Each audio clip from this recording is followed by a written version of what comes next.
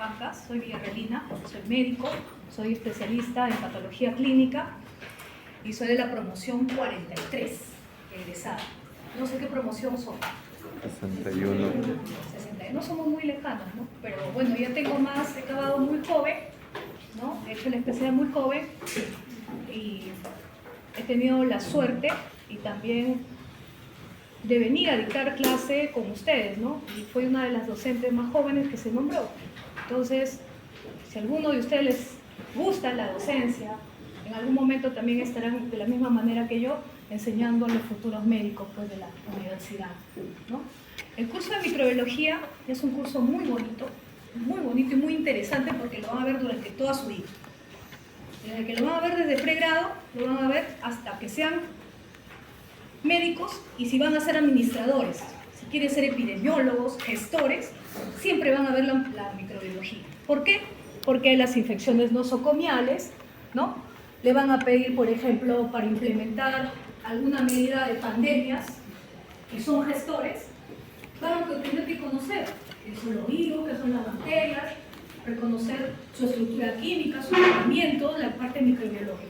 Entonces, sean lo que sean en el futuro, que sean cirujanos plásticos, otorrinos, pediatras, médicos internistas, geriatras o administradores en salud, van a ver microbiología.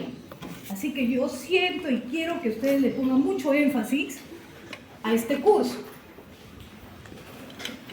Algunos de segunda carrera. Segunda carrera, ninguno. Nadie le promociona segunda carrera. ¿Algunos papá? ¿Quién es papá? Ya, eres papá. Muy bien. ¿Cuántos hijos tienes? Dos. Ya, muy bien. Entonces, el único que me puede decir, doctora, mi hijito se ha enfermado, o mi pequeño, tengo que llevarle al Día del Padre a la actividad y por eso no puedo asistir, es él. El resto me está acá, porque no es papá ni mamá. ¿Ya? Y si ustedes saben que se han elegido estudiar medicina, sea como sea que hayan ingresado, a mí no me importa, ¿ya?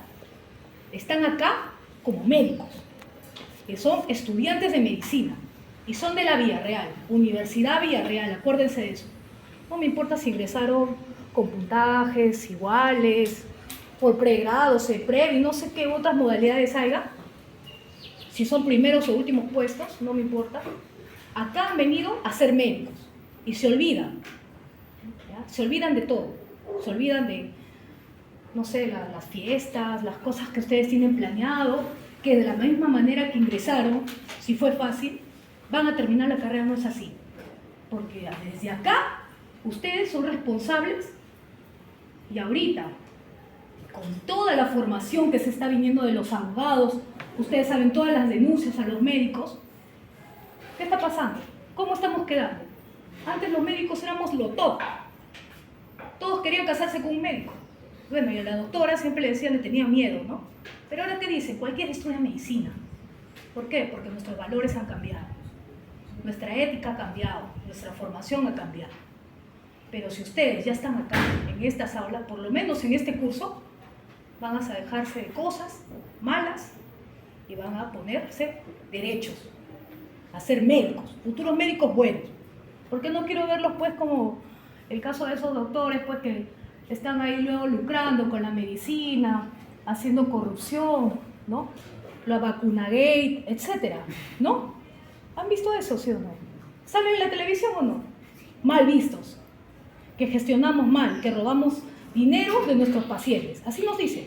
Porque el que ingresa de esa manera, queriendo lucrar o pensando que la medicina lo va a hacer para que tenga plata, es mentira. Es vocación. Vocación de servicio al paciente. Porque estamos viendo seres humanos, ni animales, que también se merecen dignidad de atención, ¿no? No son animales, son seres humanos. Así que por favor, todos, absolutamente todos, me vienen temprano a las prácticas, se visten como futuros médicos. Yo no quiero que su scrap sea pues de marca, nada de eso. Yo quiero que su scrap esté limpio y ustedes con su cabello recogido en las prácticas, ¿no? Y aseados. Eso es lo único que les voy a pedir. Y bien uniformados, porque desde ahorita se tienen que acostumbrar a eso. Muy bien. ¿Qué más les puedo dar recomendación? El alumno villarrealino siempre es muy bien visto. Excepto que hay algunos pues ahí que siempre... Pero la mayoría de los villarrealinos, en cualquier parte, en cualquier hospital, en cualquier lugar que esté haciendo gestión o atención hospitalaria o atención al paciente, siempre ha quedado muy bien. Yo les voy a contar algo. Yo no he sido el primer puesto de mi promoción. Siempre he ido entre los 30 para abajo de la promoción. Pero cuando hice el internado en el Loaiza, con San Juan Bautista, con Ricardo Palma, con San Martín, ¿qué universidad más había ahí? Ah, San Marcos.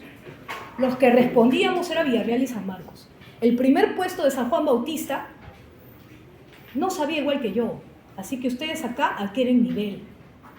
Ustedes acá lo que van a obtener es nivel. Pero si van a pasar así, copiándose, pasando por el celular, de la misma forma que algunos han ingresado, no van a ser buenos y no van a salir adelante. Esa es la única recomendación que les doy. Ya estamos acá, se ponen derechos, chicos, a estudiar porque ustedes quieren ser médicos. ¿Está bien? A todos, por favor. Es un gran consejo que les doy porque yo me siento igual joven todavía, ¿no? Tengo 37 años, no soy muy adulta, ¿no? Tampoco. Pero no quiero que me cometan equivocaciones.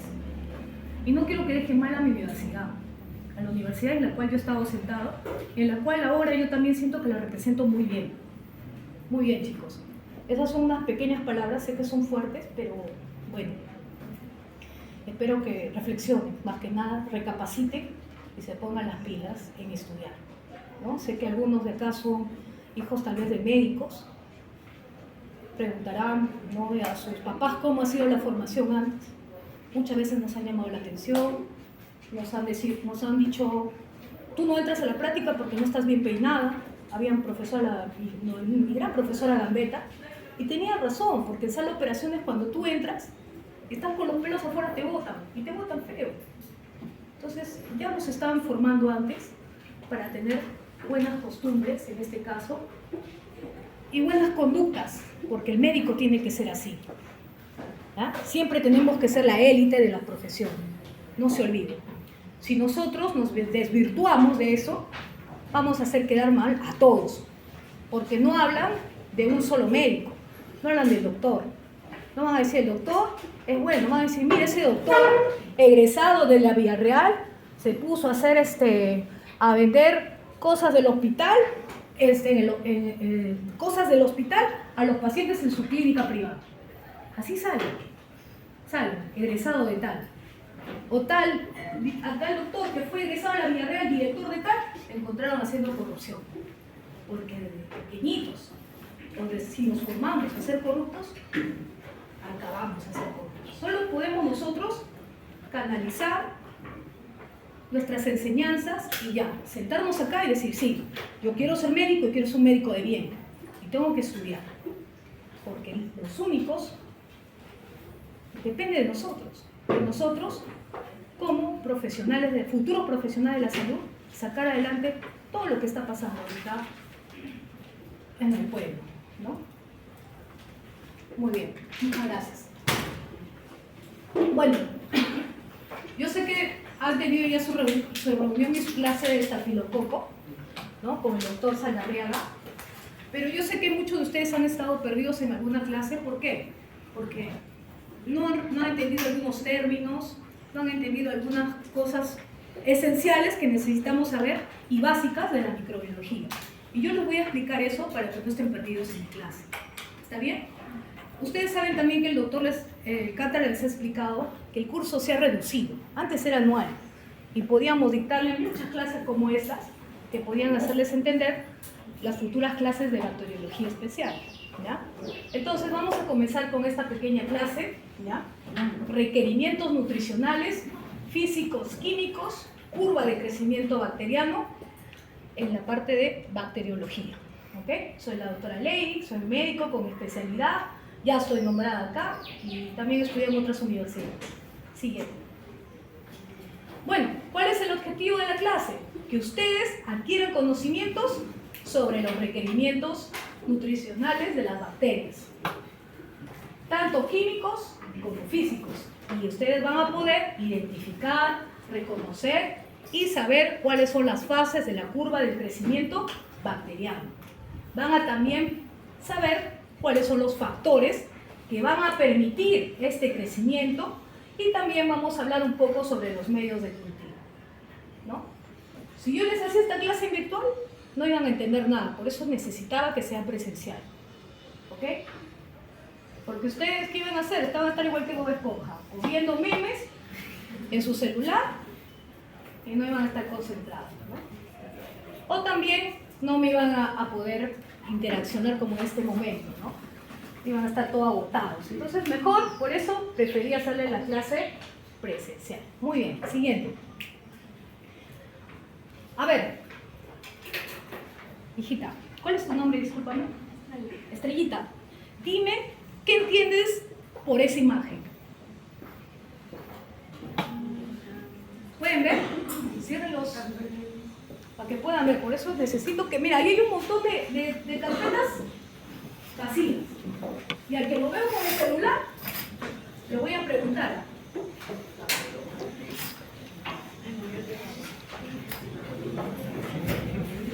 A ver, chicos.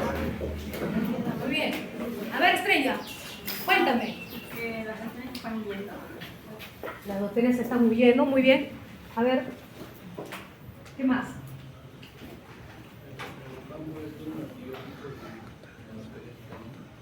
También. Muy bien. Miren, todo ser vivo, en este caso, o todo microorganismo, necesita un ambiente adecuado para crecer. Aplica para los niños, los seres humanos, aplica para las plantas, aplica para las bacterias, los virus y los parásitos. Si ellos no tienen un ambiente adecuado, ellos no van a poder con eso. ¿Y qué va a pasar? O se mueren o se van. ¿Ok? Entonces vemos eso entonces en la imagen. Hay un volcán, está subiendo la temperatura, ahí tenemos a un virus y a una bacteria, parece un cocoide, que se está escapando. Y dice, no podemos seguir con este estrés, nos vamos. Y se van, ¿no? Entonces, eso es lo que vamos a ver ahorita, ¿ya? Todo organismo debe encontrar en su ambiente todas las sustancias que requiere para la generación de energía y su biosíntesis celular. Muy bien, siguiente. Bueno. Oye, el café toma una hoja. ¿No te has pasado? Creo que te has pasado bien, ¿o no? Siguiente. Bueno, esta es la parte de la evolución de los medios de cultivo que ustedes deben saber. Es parte de historia.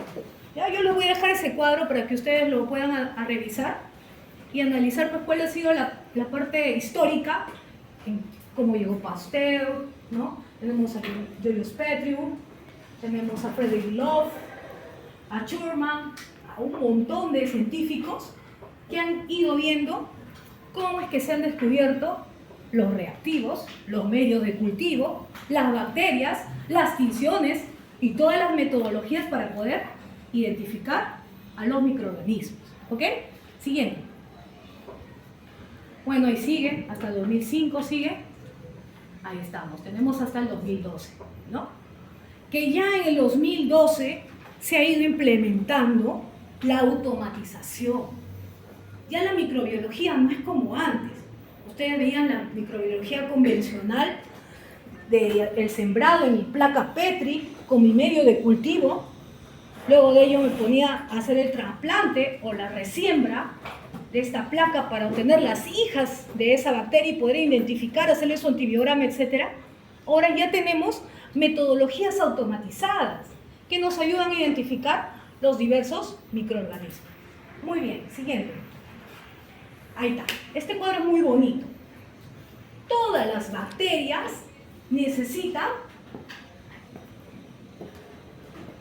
para poder crecer, sobrevivir y estar y desarrollarse dentro del organismo de un paciente, en este caso que está infectado, ¿qué necesita? Fines biosintéticos y fines energéticos, ¿no? Por ejemplo, acá tenemos un ejemplo, todo ser vivo, ¿no?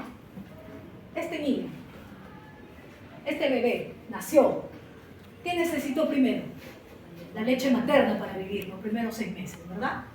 Luego de ahí pasó a la alimentación complementaria, ya no, porque la leche materna no le podía dar el suficiente hierro para poder desarrollarse. Entonces viene la alimentación complementaria con sus papillas, su hígado, etc. Luego de ello va creciendo, nuestro niño ya tiene en este caso 1 año, ya pasa a dejar la alimentación complementaria y pasa a los alimentos normales. Entonces, ¿qué necesita? Para crecer y para tener energía y desarrollarse, alimentación. ¿Qué necesita? Cariño del padre, cariño de los padres, ¿no? Y también necesita, ¿qué cosa? ¿Alguien? ¿Qué necesita para que un niño crezca feliz? Un ambiente emocional estable. Igual las bacterias necesitan un ambiente estable, necesitan su energía, ¿no? Azúcares, ácido úrico, necesitan sales, etcétera, dependiendo de qué tipo de bacteria es. Necesitan. ¿Ok? ¿Para qué? Para hacer sus reacciones plásticas o de metabolismo. Igual las plantas, ¿no? Necesitan la fotosíntesis para poder crecer. ¿Y para qué necesita también la bacteria? Para poder tener reacciones de mantenimiento. ¿Ok? Siguiente. Muy bien. Entonces vamos a ver qué necesitan las bacterias, qué tipo de nutrientes y qué medios de cultivo para poder entrar a nuestra clase principal, que es la clase de estreptococo. Lo mínimo que necesitan las bacterias, ¿ya?, son el agua, una fuente de carbono, una fuente de nitrógeno y algunas sales minerales. ¿Ok? Y vamos a tener que el cultivo puro o arsénico solo contiene un tipo de microorganismos. Y estos se inician a partir de colonias aisladas, de manera que todos los individuos provengan del mismo linaje. Los cultivos puros son esenciales para estudiar las características metabólicas e identificarlos. No entiendo nada, doctora. Ok, explico. Lo que nos quiere decir ese párrafo es que nosotros, si tenemos una bacteria, por ejemplo, en una muestra de orina, queremos identificar una infección urinaria de nuestro paciente, vamos a sembrar esa orina. La primera siembra y lo que crece, ¿no?, las colonias que van a crecer, se va a llamar cultivo puro, que contiene solo un tipo de microorganismos. Y si de esa colonia yo quiero hacerle su identificación, o sea, es una E. coli, pero ¿qué tipo de E. coli es? ¿Ok? ¿Qué subtipo? ¿O qué tipo de estafilococo es? ¿Qué tengo que hacer? La resiembra, ¿no? Entonces, de manera que los individuos provengan del mismo linaje, ¿no? O sea, son las hijas prácticamente, ¿no? O los hijos.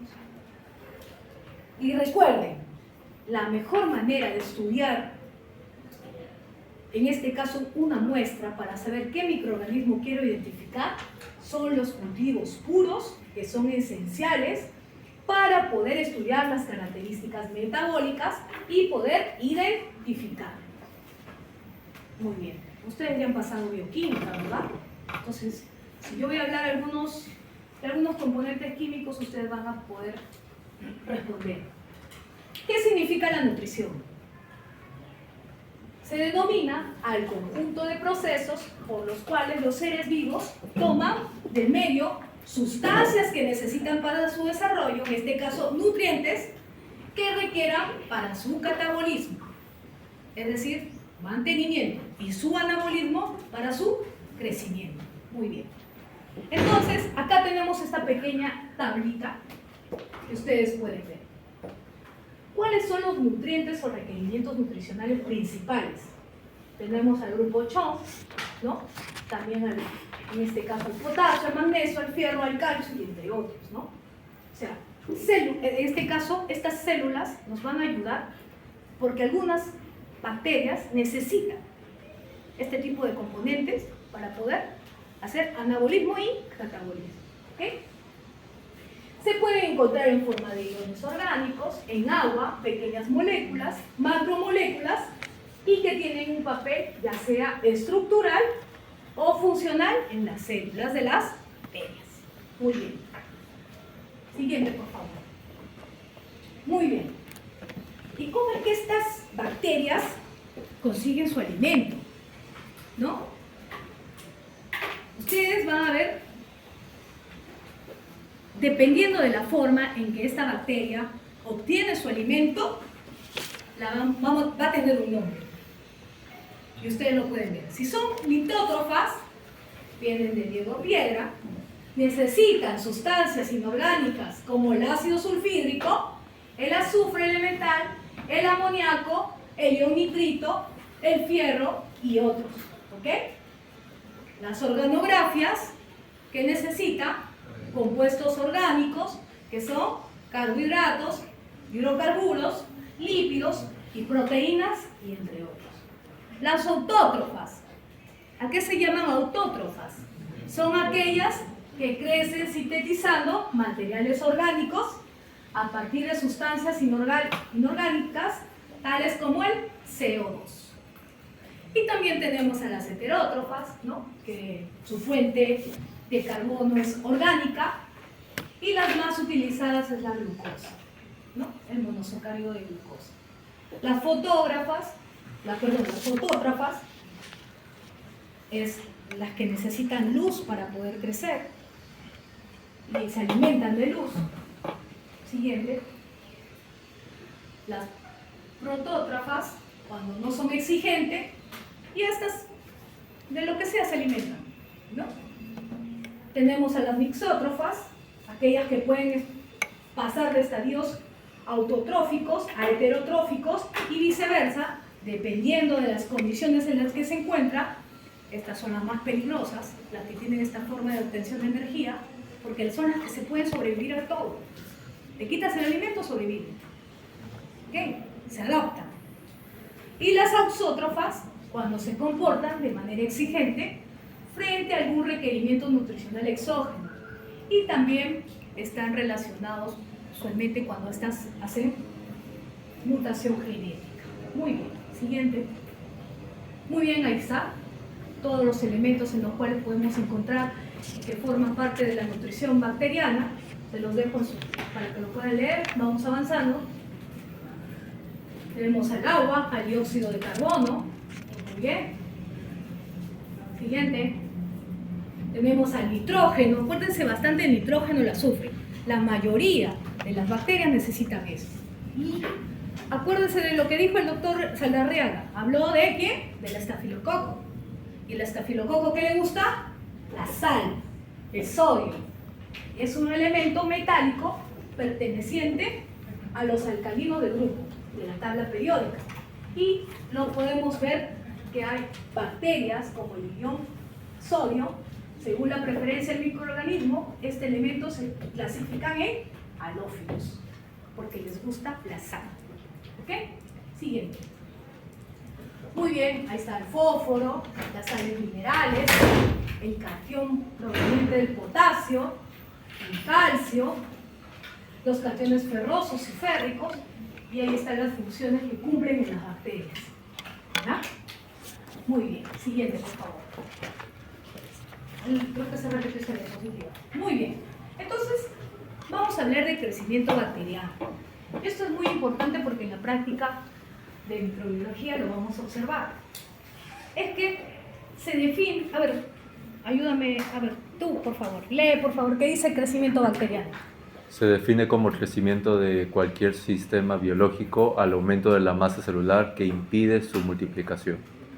En organismos, que implica su multiplicación. En organismos unicelulares que se dividen por fisión o por gemación, lo que ocurre es un aumento de la población. El crecimiento bacteriano se puede observar desde dos puntos de vista, a escala individual o a escala poblacional. Muy bien. nosotros cuando vamos a poder ver cómo es que está creciendo las bacterias, necesitamos metodologías para poder observarlas, ¿no? Muy aparte que tenemos que tener nuestro microscopio, ¿no? Necesitamos medios, en este caso medios de cultivos, y también métodos para cuantificar el crecimiento bacteriano. Dentro de eso está el método que es el espectrofotómetro, el nefelómetro, o podemos hacer un recuento directo de las colonias, un recuento de colonias viables, ¿no? O sea, cuáles están vivas y cuáles están muertas, una medida de número de partículas o medida de parámetros bioquímicos. Todas estas formas nos van a facilitar poder hacer la cuantificación microbiológica en este caso y ver si está creciendo la bacteria o no. Muy bien, siguiente. Muy bien, y esta curva es esencial. Yo quiero que presten mucha atención porque ya cae en el examen prácticamente. ¿Ya? Vamos a tener, en este caso, la curva de crecimiento bacteriano. Es cómo es que una bacteria va a crecer a través del tiempo. ¿Ok? Vamos a tener sus dos. La curva logarítmica de las células viables y el tiempo de incubación. ¿Ok? La primera fase, la fase de latencia, es en la cual les puedo decir que el microorganismo está iniciando su crecimiento. ¿Ok? Luego tenemos una fase exponencial en la que ya se ha instalado dentro, en este caso ya podemos decirlo de manera de que nuestro paciente ya está infectado y comienza a reproducirse dentro del organismo, ¿no? Y está creciendo, se está exponiendo, está creciendo, se está multiplicando. La fase exponencial. Luego viene la fase estacionaria. ¿Qué pasa en esta fase? Ya han crecido demasiadas bacterias, somos muchos, ya no alcanzamos, ¿no? O nos estamos agotando todo el alimento que ya no podemos crecer más. Y sigue la fase estacionaria, donde ya no crece más y es la fase en la cual continúa la misma cantidad de población de bacterias. Y luego viene la fase de muerte, porque se acabó todo el alimento o porque mi paciente inicia antibiótico. ¿Ok? Siguiente. Entonces, aquí está. La fase de adaptación. ¿De qué trata? Es cuando las bacterias se acomodan su metabolismo a las nuevas condiciones ambientales de nutrientes para iniciar el crecimiento exponencial. Ejemplo. Tengo a Pepito, que tiene 3 años, está yendo al nido, al inicial, y hay otro compañerito que está, por ejemplo, con diarrea. Y no le lavaron las manos las profesoras y regresó a comer la lonchera y le invitó a los compañeritos. ¿Ya? Pepito come de la lonchera contaminada porque no se lavó bien las manos su compañerito infectado y entra, ¿no? Se contamina, se ingiere esta bacteria. Esa bacteria se adapta, entra al tubo digestivo, no permite que los ácidos clorhídricos la maten, se adapta, usa su pili, se engancha, no permite que muera, no se hace que se reconozca, que no la fagociten, etc. Todos los mecanismos inmunológicos, y esta se adapta y ingresa, ¿no? Y crea el ambiente adecuado para producir a cloridio en este caso, ¿no? Y continúe y no le pase nada y no se muera. Esa es la fase de adaptación. ¿Y qué comienza ahí? Mi niñito, mi pequeñito de 3 años, en este caso Pepito, comienza con molestias, ya comienza con una ligera dolor abdominal, ¿no? Luego de ello, Pepito termina el nido, de las 3-4 horas está en su casa, ¿no? La recoge su mamá y comienzan los síntomas. Se comienza a multiplicar tanto la velocidad de crecimiento como el consumo de nutrientes en la fase exponencial son los máximos. Y las bacterias tienen un tiempo de generación mínimo y corresponde a la fase de infección y multiplicación del agente infeccioso dentro del microorganismo. Es decir, papito ya comenzó. Mamita, me duele la cabeza, mamita, tengo dolor abdominal, mamita comenzó con fiebre y con náuseas. Esa es la fase exponencial. Luego de ello, la mamita le comienza a hidratar, ¿no? Porque Pepito comienza a iniciar con las diarreas. La fase estacionaria. En ese momento no se incrementa el número de bacterias y esta presenta un metabolismo diferente al de la fase exponencial. Hay acumulación, liberación de metabolitos secundarios que tienen importancia en el curso de las infecciones o intoxicaciones. En estas fases sucede porque se agotan uno o varios nutrientes esenciales en el medio, si bien porque los productos de desecho liberados en la fase de crecimiento exponencial convierten el medio en un lugar inhóspito para el crecimiento bacteriano y por la presencia de competidores que limitan su crecimiento. Acá también en la fase estacionaria ya comienza a funcionar un poco más la parte inmunológica, ¿no? Para no llevarle pues una sepsis al pobre Pepito. ¿Por qué? Porque vienen las defensas. Pepito estaba vacunado contra el rotavirus, Pepito estaba vacunado con las otras vacunas que le corresponde a su esquema nacional de vacunación. Entonces, eso lo ayuda. Bueno, Pepito recibe su hidratación, ¿no? La mamá lo lleva al pediatra y le inician, pues, en este caso con, a ver, ¿cuál podemos ver? Con Bactrim, ¿no? El Bactrim, que es un antibiótico. Le dan el Bactrim y Pepito comienza a mejorar. ¿Qué pasa? ¿En qué fase nos encontramos? La fase final, la fase de la muerte, ¿no? O retrocedan la anterior, por favor, a la fase de muerte, donde el crecimiento bacteriano se agota. Entonces, muy bonito está este gráfico, que ustedes ya lo han entendido prácticamente. No me lo explicaron así, pero espero que ustedes sí lo hayan entendido. Siguiente, por favor. Siguiente. Entonces, vamos a tener que hay condiciones en las cuales las bacterias van a necesitar para poder crecer. ¿Ok? Sabemos que las bacterias se encuentran en la naturaleza, en constante interrelación con otros microorganismos vivos, y de esta interacción incide en su desarrollo. Por ejemplo, las bacterias endofíticas, las cuales son bacterias beneficiosas, por ejemplo, para las plantas, ¿no? Las que prosperan dentro de ellas y pueden mejorar su crecimiento.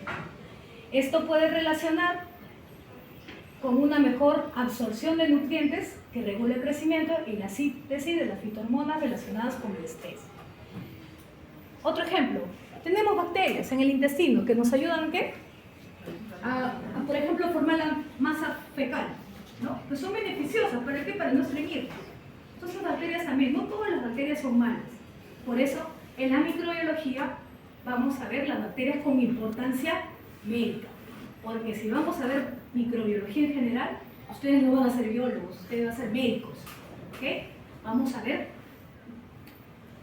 en este caso, bacterias de importancia médica. Siguiente, por favor. Muy bien, entonces, ¿qué necesita?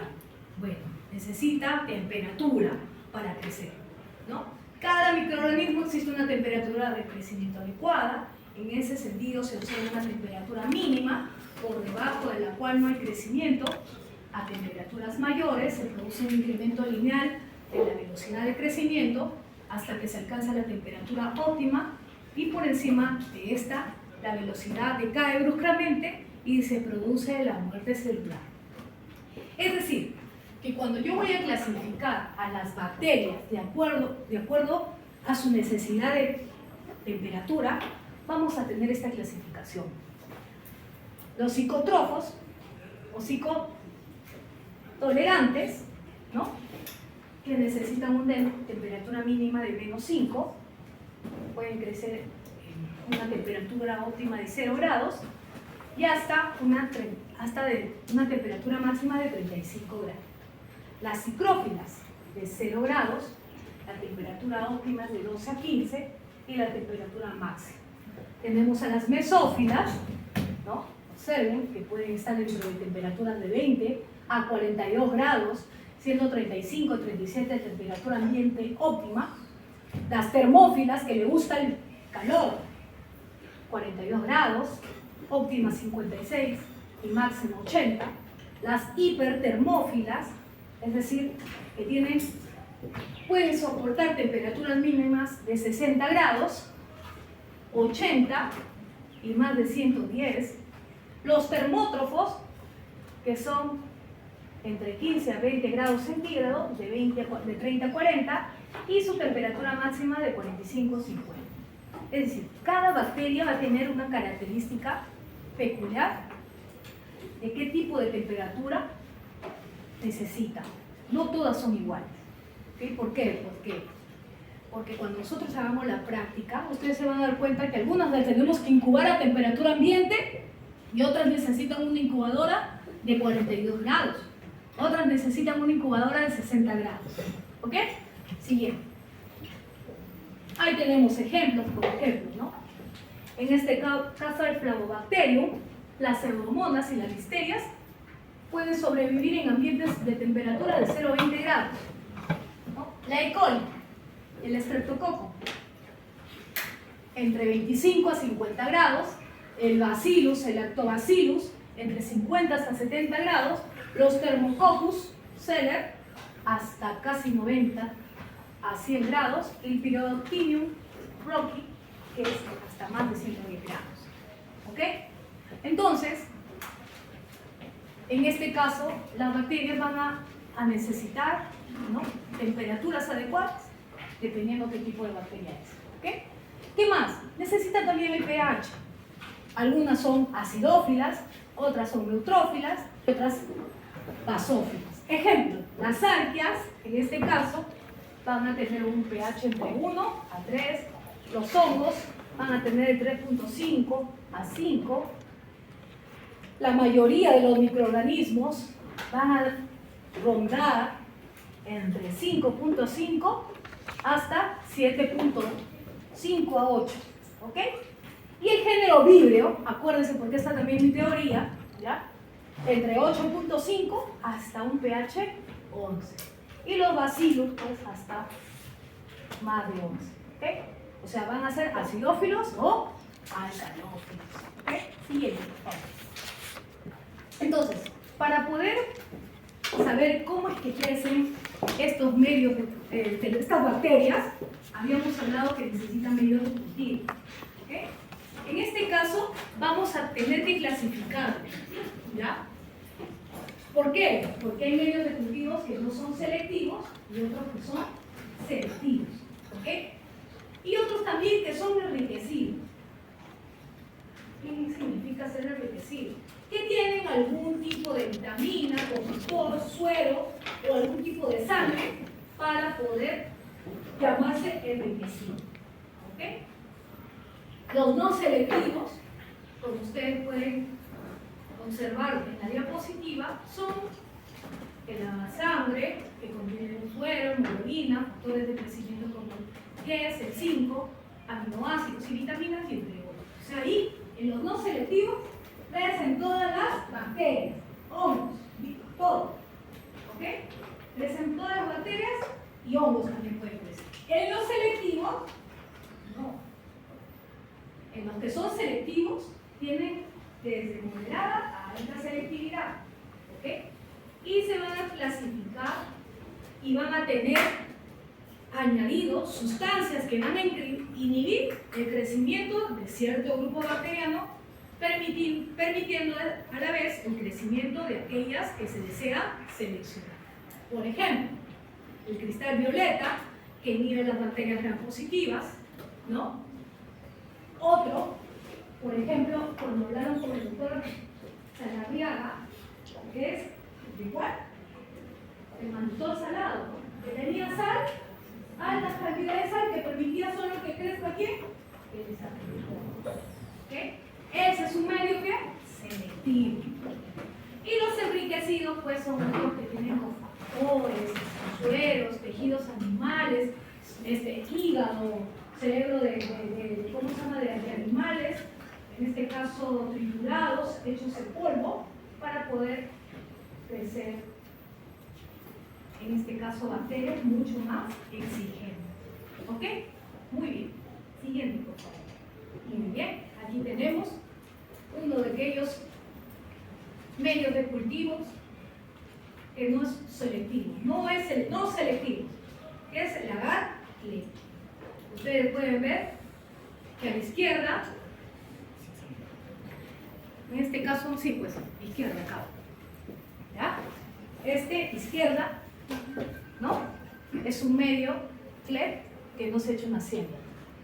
Hago una siembra, en este caso puede ser un gran positivo, un gran negativo, puedo ver colonias o amarillas o blancas, que las puedo diferenciar. ¿Ok? Siguiente.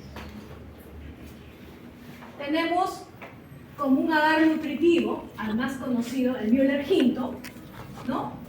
En este caso, o el agar cerebro-corazón, BHI, Brain Heart Infusion, ¿okay?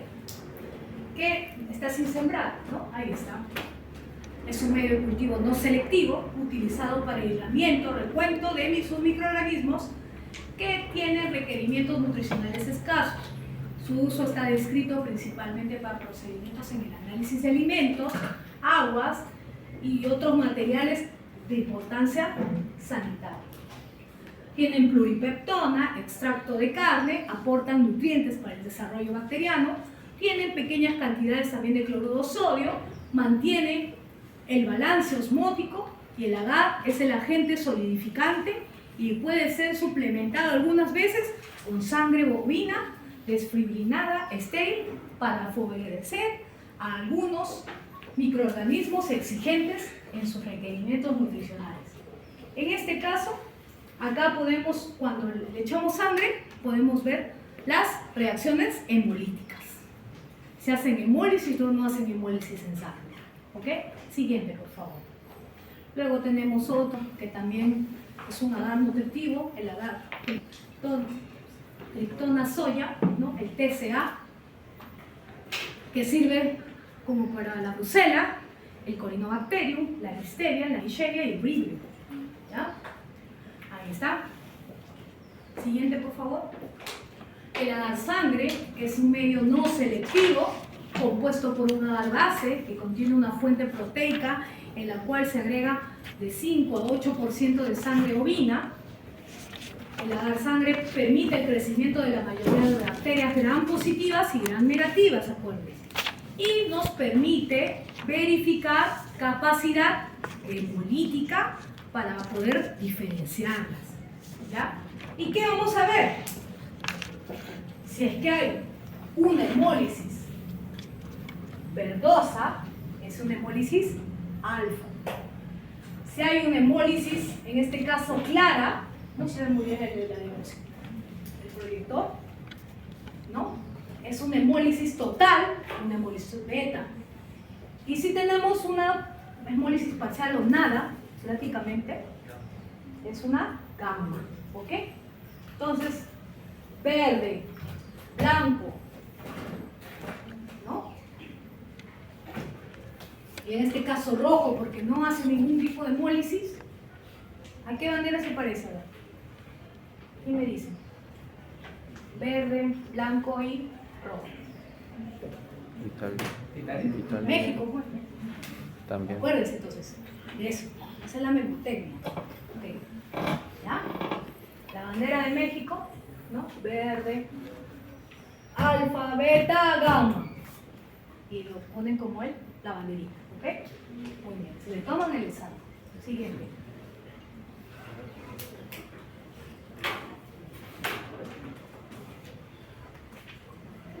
El agar chocolate. Yo cuando, les cuento una anécdota, ¿no? Yo cuando entré a estudiar microbiología, no vino una clase. Y en la práctica llegaron y dijeron, ya vamos a hacer agar chocolate. Ah, tendrá chocolate. No, no tiene chocolate, chicos. ¿Okay? No tiene chocolate. El agar chocolate es porque están lisados. Es un agar sangre, pero con los glóbulos rojos lisados. ¿Qué quiere decir? Lo hemos servido un poco la sangre, calentado, para que pueda alisar los glóbulos y de esta manera algunas bacterias, por ejemplo el Haemophilus, necesita eso, ¿no? El Streptococo o las Neisseria, que son altamente exigentes, necesitan el factor 10, que es el factor hemina, y el factor 5, ¿no? Y vamos a tener el agar chocolate, ¿ok? Entonces, no vayan a decir que tienen chocolate. Siguiente. Y tenemos el agar Müller-Hinton. El agar Müller-Hinton es un medio de cultivo rico, diseñadamente para hacer ensayos de sensibilidad, hacer antibiogramas frente a los antimicrobianos, y está recomendado por el Comité de la Organización Mundial de la Salud para estandarizar las pruebas de susceptibilidad por no contener sustancias que inhiban los antimicrobianos, en este caso el ácido peamino-benzoico, ¿no? que anula la actividad de las sulfamidas y así como su reproductibilidad. Además es útil con el agregado sangre para el cultivo y aislamiento de algunos microorganismos nutricionalmente exigentes. Entonces, a este agar, que es así medio amarillento, que le sirve para sensibilidad, también le puedo agregar sangre.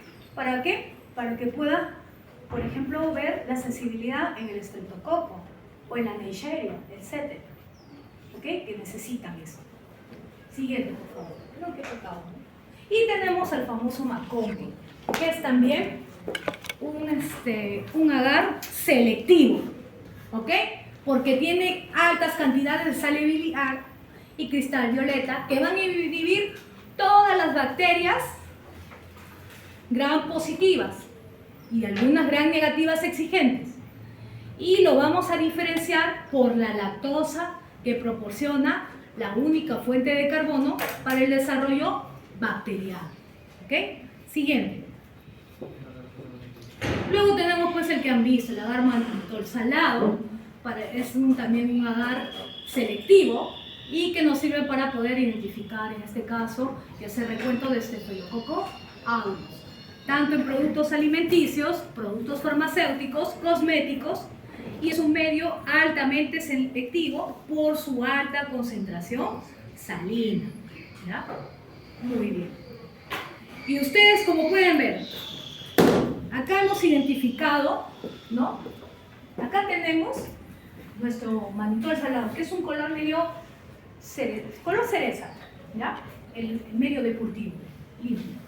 Hacemos nuestro sembrado, esperamos 24 horas para que crezca la bacteria y vamos a tener que, si es Staphylococcus aureus, como dijeron, dorado, amarillento, su pigmento dorado se va a ver de esta manera. Qué bonito, ¿no? Entonces, vamos a observarlo de esta manera. Siguiente. Muy bien, ahora sí vamos a la clase. Ya, con esto tienen que entender mi clase. Muy bien, vamos a hablar sobre los microorganismos del género Streptococcus. Siguiente. Ya acabamos. Ya, muy bien. Bueno, ustedes acá lo principal es que tienen que saber cuáles son los conocimientos microbiológicos. Tienen que tener la capacidad de conocer, clasificar y reconocer las pruebas de identificación del género Streptococcus.